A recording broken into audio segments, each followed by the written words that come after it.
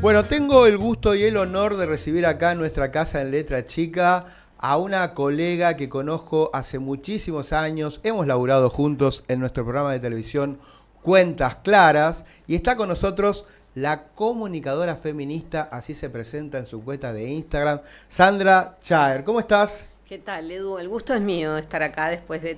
Bueno, vos llevas la cuenta de cuántos años son, yo ya la perdí.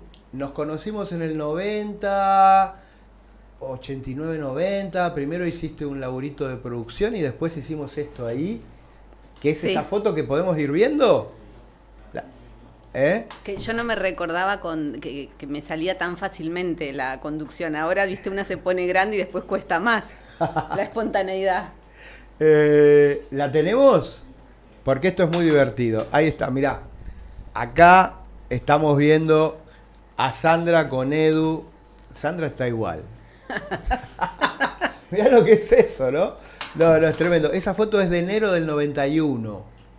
Conduciendo un noticiero semanal impresionante. De hecho, la otra vez creo que pasamos el video y demás.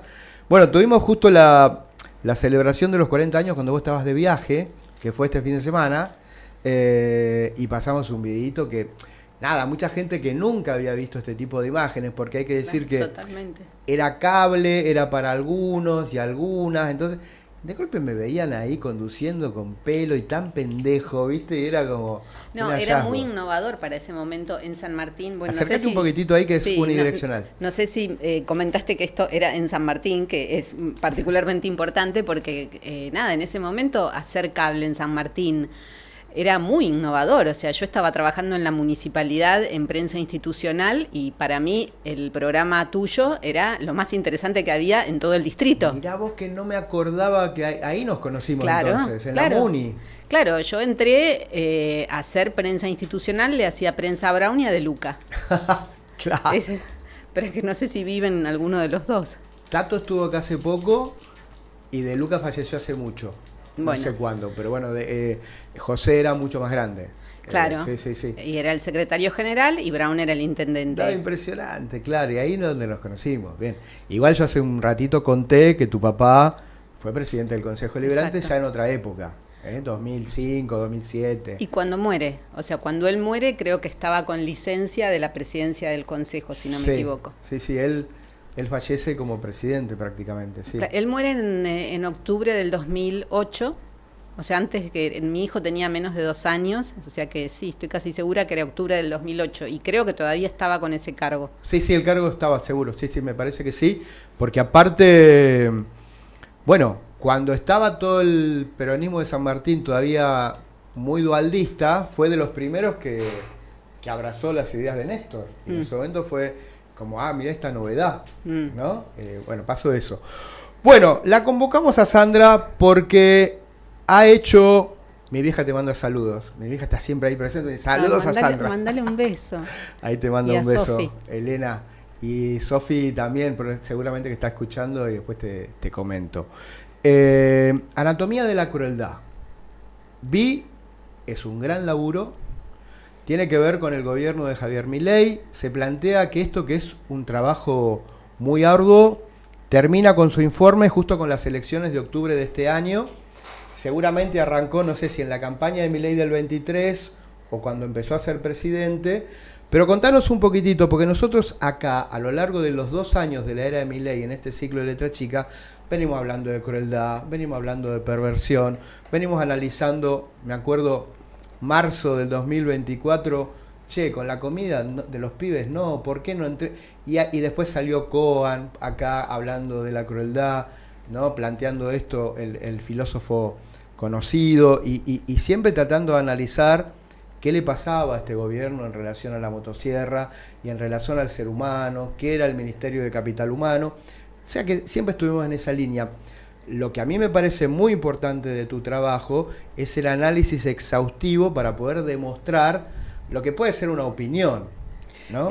Bueno, creo que ahí hay un déficit y una virtud feminista, digamos. Las feministas siempre tenemos que probar todo, porque como estamos siempre muy observadas y todo Bien. lo tenemos que demostrar, entonces para mí acá había como un doble desafío, que era probar mucho desde el progresismo y desde el feminismo, Bien. justamente para que no fueran opiniones, porque que digamos que es un gobierno cruel, que es una gestión cruel, lo venimos diciendo. Nosotras el año pasado hicimos otro informe sobre la comunicación política del gobierno. Ahí fue Bien. como el primer acercamiento de alguna manera. Y ahí había un capítulo sobre la violencia digital, la crueldad, etcétera, pero no el libro entero. Y dijimos, este año hay que profundizar, y sobre todo nos preocupaba como profundizar en lo que era la desinformación, porque veíamos las mentiras que volaban como si fuera nada, es agua va, o sea, no hay ningún pudor en relación con la mentira. Los archivos de Milei son tremendos, pero no importa nada, ¿viste? Nada, Ajá. nada, absolutamente nada.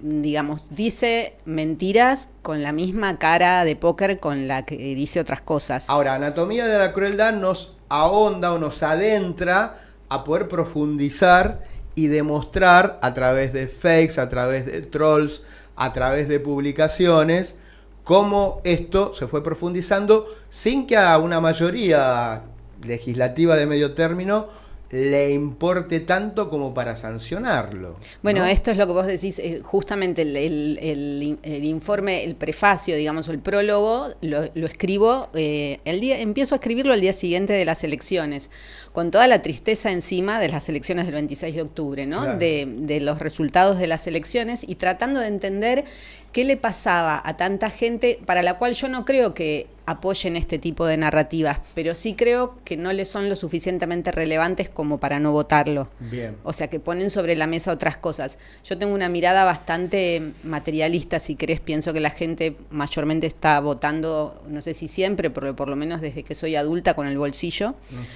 Con lo cual pienso que acá más el miedo, ¿no? Más el componente del miedo, que es como re importante. Recién hablábamos con un dirigente político esta idea de qué pudo haber pasado siguiendo esa línea de análisis, y pareciera que la mayoría de la gente no quería, y tampoco nosotros, aunque no lo votáramos, amanecer con un lunes negro, porque sabemos que eso es malísimo para todos, y en algún punto, en una elección de medio término, más que una ascensión, fue un apoyo a una continuidad. Sí, ¿no? esa es la lectura que se está haciendo ahora. Me parece bastante plausible, por cosas que voy escuchando. Digo, yo no hago estudios como de mercado y eso. Necesito un poco más atrás. Ahí está, ahí, perdón. Ahí está perfecto, es unidireccional. Me voy a poner así mirándote. Sí, entonces, de coté, porque aparte, mira, salimos divinos ahí. Ahí está. Nada, me parece que sí, que esa es una posibilidad bastante real en relación al resultado. A mí igual me preocupa, yo me dedico sobre todo como al análisis de lo simbólico, de los contenidos y de lo que circula, de la palabra, de lo que pensamos. Claro. Y en ese sentido me preocupa cómo nos van cambiando. O sea, cómo este tipo de ataques, nosotras dimos cuenta de 4, ¿no? Que son los temas que lo obsesionan al gobierno: género, periodismo, kirchnerismo, bueno, los opositores de alguna manera, y bueno, estigmatizar a esos sectores, deshumanizarlos, violentarlos, atacarlos, para Bien. después ir moviendo las políticas. El informe tiene como diciendo, acá están los 4 sujetos o la idea sobre el ataque, ¿no? Donde se profundiza la crueldad. Claro, nosotras teníamos la idea inicial, era año electoral. En los años electorales ya se sabe que hay mucha desinformación. La crueldad es algo que ya sabemos que atraviesa esta gestión. Pero queríamos profundizar en la desinformación pensando, por lo que se venía viendo en otros países, que en un año electoral iba a aumentar. Entonces empezamos, y queríamos trabajar género, porque es nuestro tema. Entonces pensamos, trabajemos desinformación de género, que íbamos a encontrar 4 episodios de desinformación de género. El año empezó a avanzar. Bueno, Davos fue tremendo, o sea, sí. Davos sí nos entregó todo, o sea, de alguna manera. Lo que pasó en Davos con el presidente, finales de enero, en un foro, en algún punto, sin eufemismos, aunque después lo quisieron negar, planteó una idea de homosexualidad igual pedofilia. Sí. Recuerdo que volví de mis vacaciones, lo primero que hice, 1 de febrero de este año, ir a la marcha. Claro. Y también en Instagram, desde mis vacaciones también convoqué a la marcha, con mucha sorpresa de adhesiones, de decir, y la verdad que esto es un límite. Sí. Creo que el colectivo pudo poner un límite, sí, acompañado por una gran cantidad de gente, pero como que después, viste, parece que en universidades hay un límite. Bueno, traspasan ellos el límite, insisten, van por más. Sí, sí, y es como un misterio también, por ejemplo, el tema de los límites, ¿no? Las marchas universitarias del año pasado, la primera fue un boom y después se empezó a deshilachar eso. Entonces vos tampoco sabés si hoy se convocara por alguna razón a una nueva marcha de defensa del colectivo GLTB o del feminismo, si funcionaría. Yo supongo que el aborto es otro límite, por eso no lo están tocando. Es una hipótesis, no está apareciendo todavía, pero están yendo por otras cosas porque van transformando la idiosincrasia. Bueno, hay un punto ahí, y después quiero volver a tu análisis, perdón que te interrumpa, que cuando Patricia Bullrich presenta la reforma del Código Penal, se reafirma en que continúa la ley de aborto, pero en paralelo, legisladores libertarios empezaron a meter proyectos en el Parlamento. Sí. Es decir, ¿cuál es la verdad? Se supone que es la de Bullrich, porque es oficial respecto de lo que pase con el Código Penal. Pero mientras tanto, ¿qué hacen los otros, no? Tirando ahí vía celeste a la vida. Viste que incluso hay un proyecto desde ya enero-febrero del 2024 de volver a la penalización del aborto de una diputada libertaria. O sea, yo creo que son globos de ensayo, los van tirando y la gente empieza a hablar, pero oficialmente no está sobre la mesa. Lo mismo cuando fue Davos, como retomemos eso. Entonces el presidente dice eso, que lo peor que dice es eso, pero dice otras cosas también, eso no fue lo único. También presenta al mismo tiempo un proyecto que se llamaba, si no me equivoco, de igualdad de género o algo parecido, que desarmaba el cupo laboral trans, iba para atrás con los cupos también en relación a los cargos políticos, o sea, todo eso quedó. O sea, Davos hizo que se hay mucha voluntad de insistir sobre eso. Exacto. Y hay que decir que también intendentes y gobernadores peronistas no cumplen con el cupo. Totalmente. Eso pasa. Totalmente, y bueno, este es el análisis que también se hace, ¿no? Que muchas de la posibilidad de arrase que está teniendo hoy la Libertad Avanza se está montando sobre incumplimientos de las gestiones peronistas. Claro. En todos los campos, ¿no? No solo en el de género. Como una especie de legalizar o darle certeza a lo que ya medio está por ahí dando vuelta, ¿no? Y también como que ese no cumplir anterior generó una frustración en la gente que permite o admite entonces que hoy se arrase, porque si total el otro tampoco cumplió. Claro. Entonces a vos te dejo que hagas mientras vos me tengas más o menos las cuentas en orden, tranquilas. Me hace acordar a esto cuando decían Estado presente y después en los focus salía, che, ¿de qué me están hablando en el 23 sobre el peronismo es el Estado presente, garantiza seguridad, salud y educación, si no tengo ni educación pública como corresponde, ni la salud pública adecuado y no me da seguridad? Y ahí se despertaron y se dieron cuenta que estaban con un discurso absolutamente vacío. Sí, eso, ¿no? Es lo que la gente que viene hablando, que va a los barrios a hablar con los votantes de extrema derecha, tanto jóvenes como adultos, como personas adultas, están encontrando exactamente eso que decís vos, ese tipo de testimonio.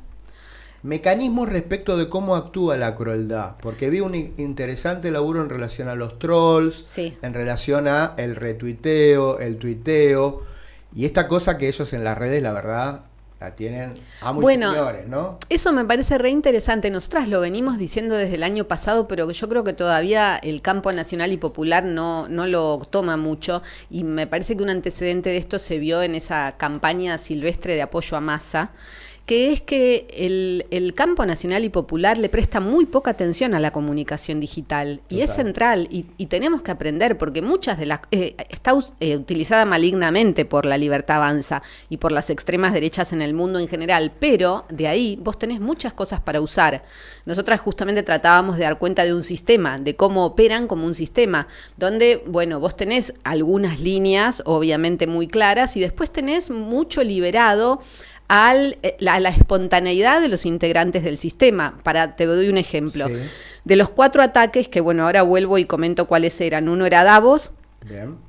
El otro es periodismo, que no lo íbamos a tomar porque no tiene que ver con género, pero cuando vimos lo que pasó entre abril y mayo, el ataque feroz con no odiamos lo suficiente al periodismo, dijimos esto lo tenemos que tomar. El tercero es contra Julia Mengolini, que es como una especie de spin-off del de periodismo. Claro.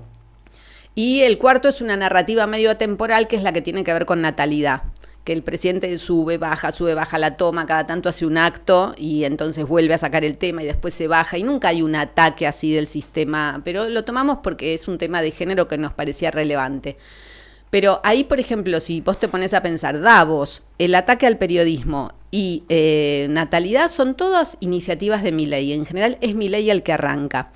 Ahora, lo de Julia Mengolini fue distinto. Empezó una cuenta muy lateral, una cuenta libertaria muy secundaria, con esto de que había dando vueltas un video. Sí. Bueno, y después aparece el video.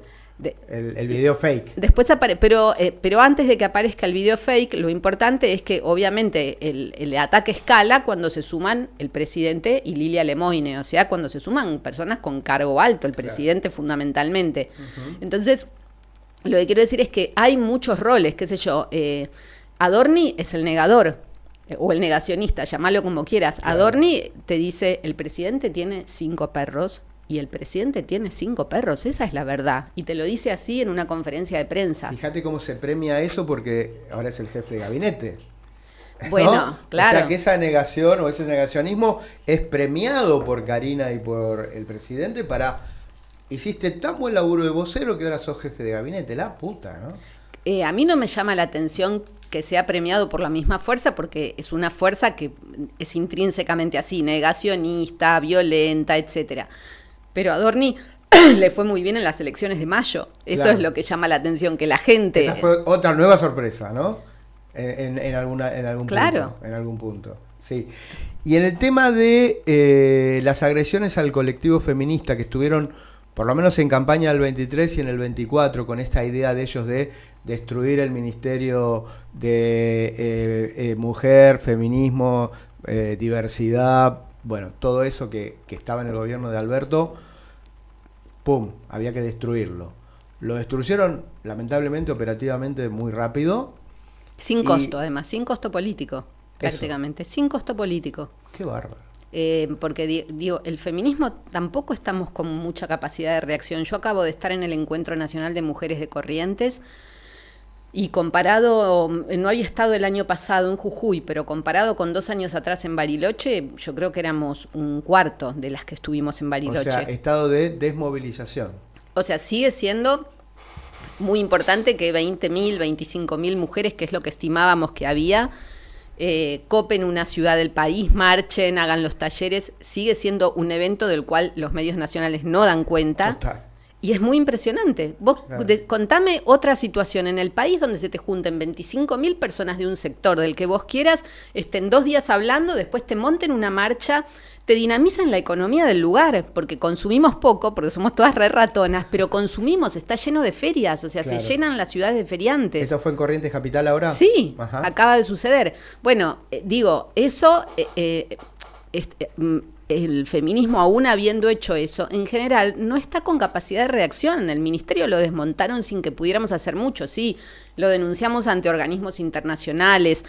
Las organizaciones se movieron, pero no salimos a la calle masivamente. Y otra cosa que llama la atención también, para mí, no tengo una respuesta, pero es para estudiar, es que las políticas de género no tienen desaprobación de la población. Cuando vos haces encuestas y preguntás si la gente le interesa que haya políticas contra la violencia de género, políticas de apoyo a la población trans, te dicen que sí, y es alto el apoyo, lo mismo que el aborto legalizado.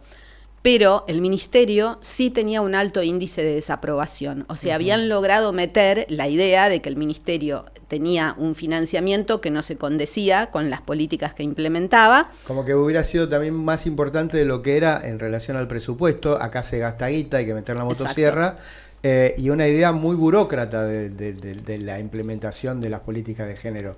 Me parece que lograron esto, decir, che, esto no sirve para nada, lo podemos hacer igual. Cuando retiran todo el tema de derechos humanos y demás, la Secretaría y ministro de Justicia, ¿cómo se llama? Todavía el actual. El actual, Cunio Ibarra, decía, no, bueno, pero rompemos el INADI, pero igual van a seguir vigentes los derechos y bla, bla, bla, bla, bla, bla. Entonces medio que eso fue como permeando. Y la verdad que tiene razón, porque ¿para qué necesito INADI? ¿Para qué necesito ministerio? ¿No? Bla. Y después detrás de eso la cultura woke y qué sé yo. Entonces eso fue permeando en una idea. Probablemente también ahí se necesita, no sé si una autocrítica, como decir, bueno, no vimos que avanzaba esta cosa en locomotora veloz de la derecha y la ultraderecha para rompernos, ¿no? Eso...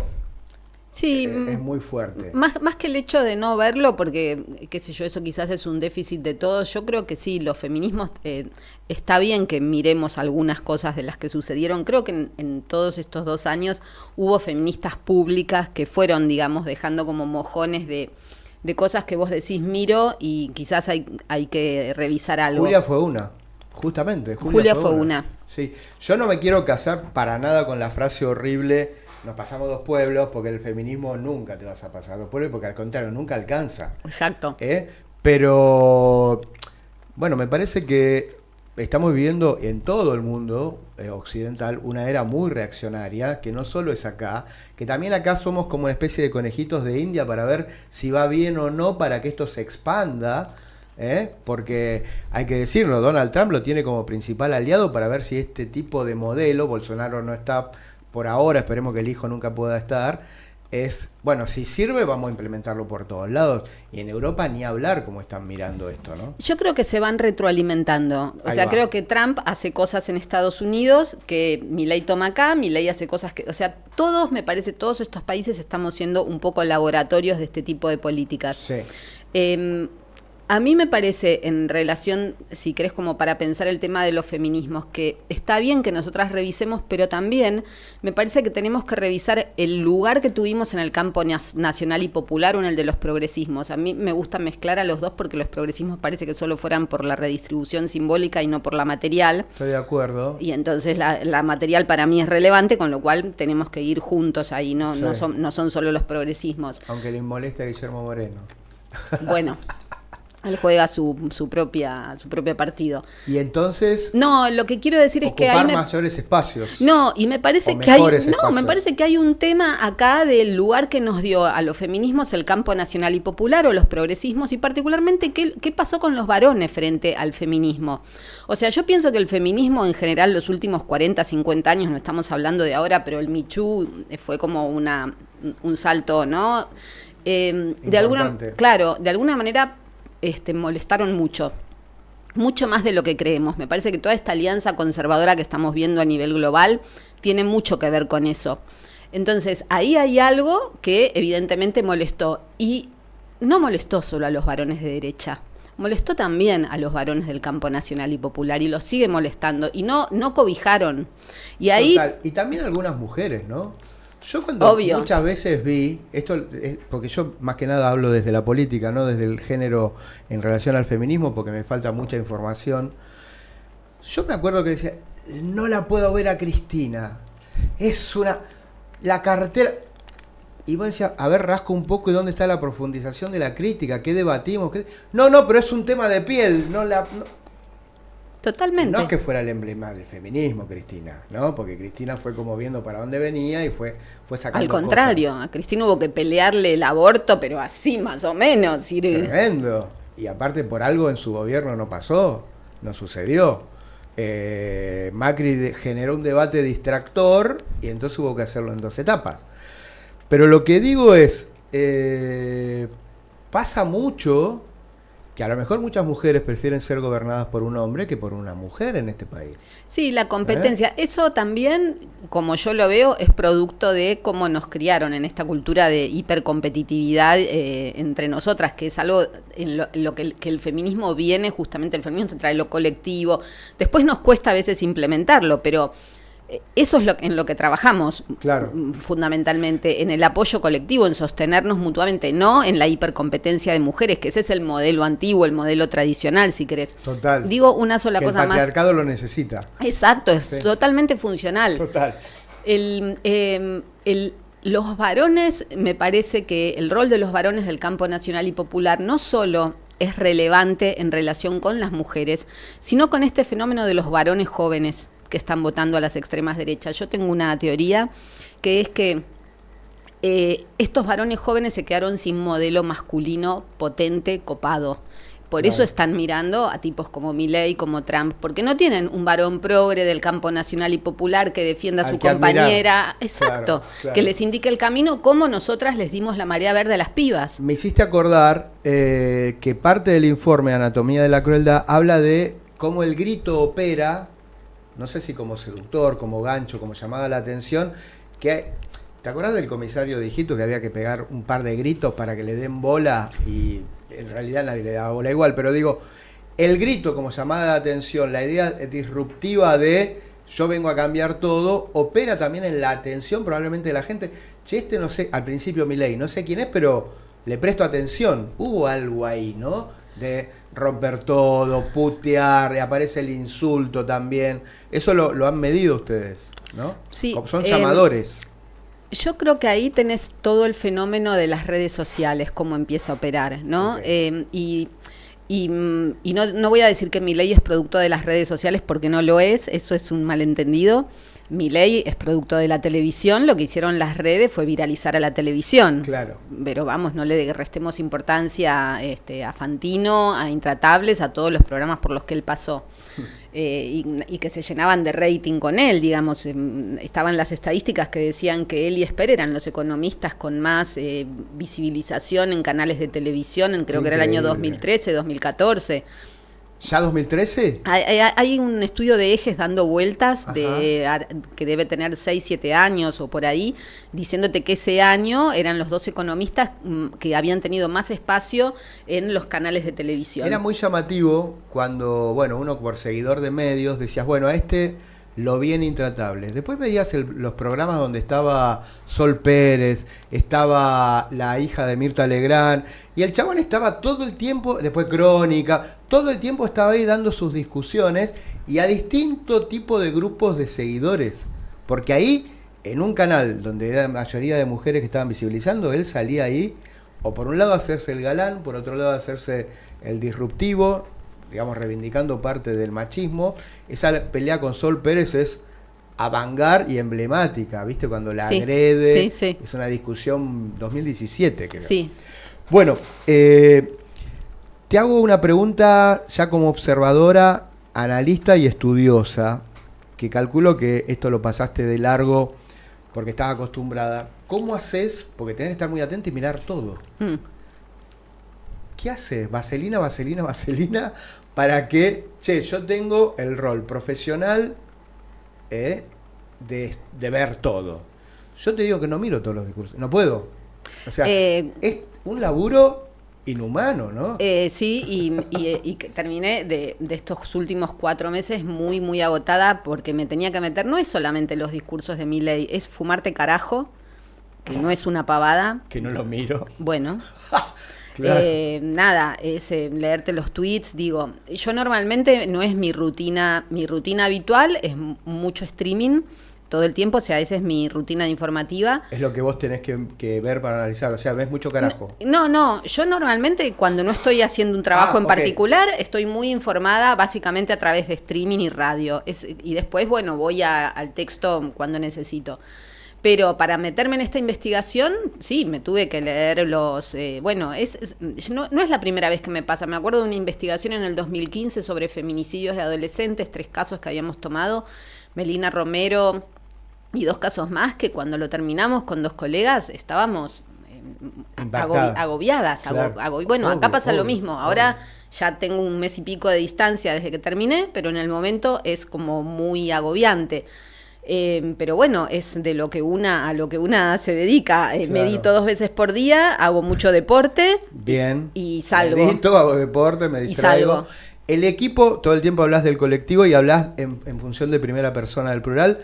Hablemos y contémosle a la gente con quién trabajás, cómo es esto, porque no estás sola vos haciendo un informe de 156 páginas. Te recomiendo, y vos me dirás después cómo se puede hacer para conseguir, porque yo leí para preparar la nota a grosso modo algo, lo voy a seguir leyendo, es muy interesante. ¿Quiénes son? ¿Quién es tu equipo? Sí, yo dirijo una ONG que se llama Comunicación para la Igualdad, que tiene ya desde el año 2012, o sea, tenemos más de 10 años. Antes había dirigido otra, que era Artemisa Comunicación. Sí. Somos un equipo estable de unas 6, 7 personas y después por proyecto hay más gente trabajando, depende de cada proyecto. En este caso, este año, como en toda la sociedad civil y todo el tercer sector, bajó mucho el trabajo porque el recorte que hizo Trump en Estados Unidos al tercer sector afectó al mundo entero, no solamente a Estados Unidos. No hay financiamiento. Exacto. Para que nadie pueda darse cuenta de lo que está pasando. Exacto, no hay financiamiento para el tercer sector, con lo cual este trabajo sí, creo que es la primera vez que lo hago sola, solamente hubo una persona que hizo, digamos, la minería de datos, o sea, la búsqueda primera de material que me la dio, pero... Qué buena palabra, minería de datos. Pero después el análisis sí lo hice sola, pero en general yo trato de que tengamos trabajo todas las personas, Claro. pero este es un año... Difícil. Aparte hay un laburo justamente de producción que implica que es muy difícil hacerlo solo. Vos después ya estás para concluir, para analizar, pero también hay que salir a buscar todo ese Sí. material y demás. En algún momento trabajaste, y creo que desde el primer momento que se fundó, en el suplemento feminista de Página 12. Sí, Estamos hablando de cuándo eso. Porque nosotros nos perdimos y creo que ahí no me di cuenta, mira dónde está Sandra. ¿De qué época hablamos que Página 12 sacó su suplemento feminista? yo creo, ahora me pueden fallar un poco las fechas, pero creo que fue el 98, si no me equivoco. Son un montón de años. Creo que ahí empezaron. Bien, ¿que se llama o se llamaba? Se llamaba Las 12, y se llama así, se Las llama 12, Las 12. desde el inicio. Yo me estaba yendo de la maga porque lo que hice... Es verdad, claro. El proceso fue ese.